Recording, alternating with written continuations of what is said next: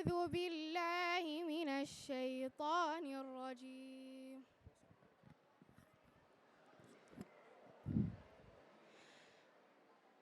أعوذ بالله من الشيطان الرجيم.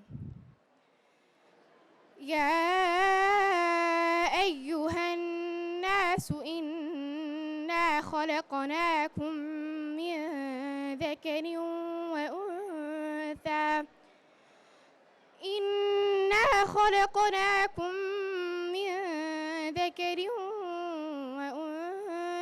وجعلناكم شعوبا وقبائل لتعارفوا إن أكرمكم عند الله أتقاكم إن الله عليم خبير. قالت الأعراب آمنا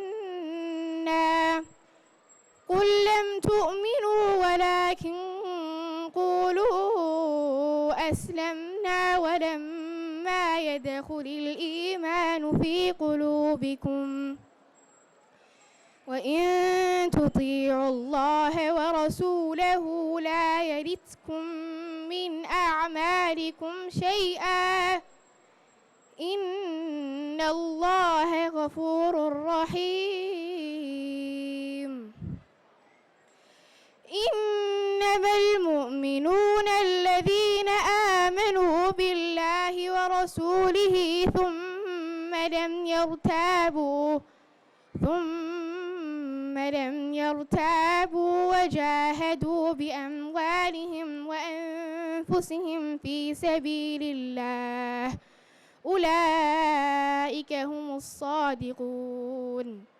قل أتعلمون الله بدينكم والله يعلم ما في السماوات وما في الأرض والله بكل شيء عليم. يمنون عليك أن أسلموا قل لا تمنوا علي إسلامكم بل الله يمن عليكم أن هداكم للإيمان إن كنتم صادقين.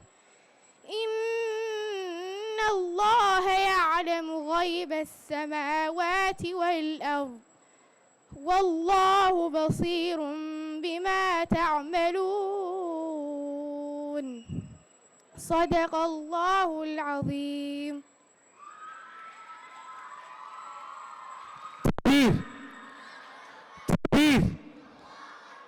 MashaAllah, Munira.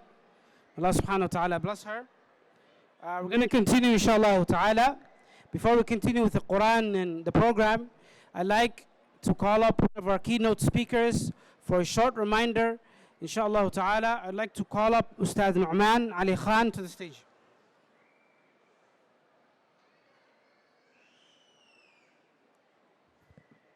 السلام عليكم ورحمة الله وبركاته. الحمد لله والصلاة والسلام على رسول الله وعلى آله وصحبه أجمعين. أما بعد, after the praise of Allah and salawat upon His Messenger, I'd like to just congratulate these wonderful children for having done their portion of memorizing the Quran, whatever portion of it, and the encouragement that their family and their teachers have given them, and the way that you kids celebrate them is just really something very beautiful. In these few minutes, just 2-3 minutes, I just wanted to share something with you that I hope stays in your minds. The Quran has rights over us, and reciting it properly and memorizing it are two of its rights. But actually reciting it and memorizing it are prerequisites. They're not the goal, they are the prerequisites. So when somebody's learned to recite the Quran properly or they memorize the Quran, now they're ready for the real purpose. And the real purpose of memorizing the Quran is that it makes you more capable of thinking about the Quran, of contemplating the Quran, of understanding the Quran, and also of remembering it and reminding others of it at the right occasion. So because you have the entire Quran sitting in your heart, and you're sitting and some people are talking badly about somebody else, then immediately in your head what comes is وَلَا يَغْتَبْ بَعْضُكُمْ بَعْضًا. Don't talk behind each other, right? So you remember what Allah says. So the Quran it's sitting in your heart, and everything that happens in life, you just immediately remember what Allah says. And in order for you to be able to do that, and for me to be able to do that, we have to spend just as much effort trying to understand the Book of Allah, and not just understand it in the sense of what did the scholars say, or what did this tafsir say, or I've already read the tafsir, but actually thinking about what the Book of Allah means for my life and your life right now. How Allah is actually speaking to us, and He's speaking to us because we need this conversation for our life. And that's something that I see more potential, more capability in the mashallah, the student community at Al-Jazari, and in the Minnesota community in general, and in the Somali community. Allah has given every nation a special gift, and I personally believe, especially, particularly the Somali community, Allah has given them the gift of the Quran and a special love of the Quran that all Muslims love the Quran, but Allah has given you a special ability in it. And that should be harnessed. I see it as raw, diamonds that can be mined, can be cultivated, and can actually become the Quran teachers and Quran inspired leaders for the entire ummah. That's what I actually see. So it excites me to see this amazing effort that's happening in the service of Allah's book. And what I'm hoping to see from this generation of kids, they are going to be the leading doctors and engineers and social scientists and therapists and historians that the country has ever seen. And in every one of those fields, they're going to bring the inspiration of the Quran to those fields. So they're not just going to memorize the Quran to only just teach the Quran, but they're going to bring that inspiration of the Quran to every venture, every study they get involved with. And this is the last comment that I'll share with you, especially for the younger audiences here. The ummah is in need of powerful role models. And a powerful role model is someone who is excelling in everything. They're doing the best in everything. They're taking the best care of their health. They're taking the best care of their education, their profession, their deen, their understanding, their dhikr of Allah, their family relationships, their social relationships, their manners. Everything checks. Every box is checked. Every box is checked. And that's when you say, you know what, this person has a great life. I want to have a life like that. They're successful at everything they do.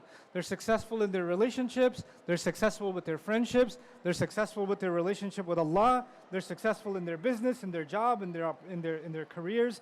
They're getting the best of this dunya, and they're getting the best of the akhirah. That's what I want. That's when other people look at you, they want to be like you. They want to emulate you. And that's what's inspiring about, and the hardest part of that is not having the Quran with us. And these kids, mashallah, they're already getting the Quran with them, so they're set up for a really brilliant, beautiful future. Now it's our responsibility as the elders of this community to make sure we give them that path, so it becomes easy for them to become the best examples this ummah has seen for a very, very long time. Jazakumullahu khairan. Assalamu alaikum wa rahmatullahi ta'ala wa barakatuh. MashaAllah, tabarakallah. Jazakallah to Ustabth Nouman Ali Khan. May Allah subhanahu wa ta'ala make all of us great role models for the generations to come, inshallah. We'll continue, inshallah ta'ala. I want to call up Abdul Malik Abdi for a short recitation, inshallah ta'ala, then we'll continue. Abdul Malik Abdi, please come to the stage.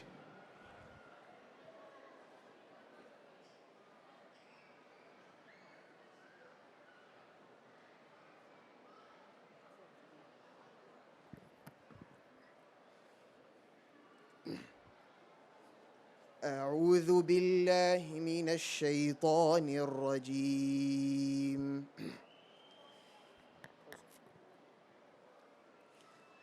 ولقد أنزلنا إليكم آيات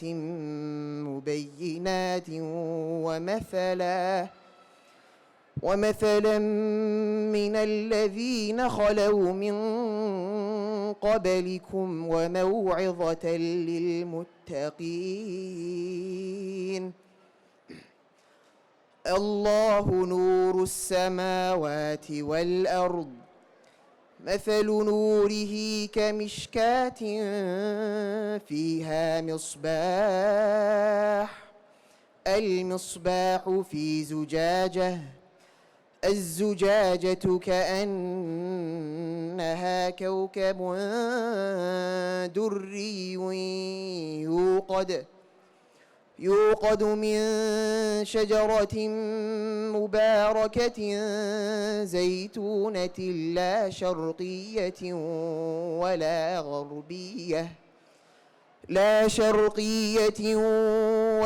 غربية يكاد زيتها يضيء ولو لم تمسس نار نور على نور نور على نور يهدي الله لنوره من يشاء ويضرب الله الأمثال للناس والله بكل شيء عليم في بيوت أذن الله أن ترفع ويذكر فيها اسمه يسبح له فيها بالغدو والآصال رجال لا تلهيهم تجارة ولا بيع عن ذكر الله وإقام الصلاة وإيتاء الزكاة يخافون يوما تتقلب فيه القلوب والأبصار ليجزيهم الله أحسن ما عملوا ويزيدهم من فضله والله يرزق من يشاء بغير حساب صدق الله العظيم. Barakallahu feek. MashaAllah.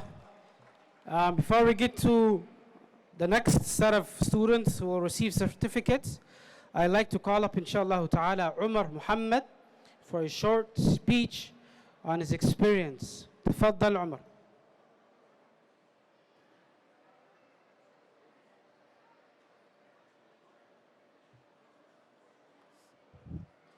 Assalamu alaikum wa rahmatullahi wa barakatuh.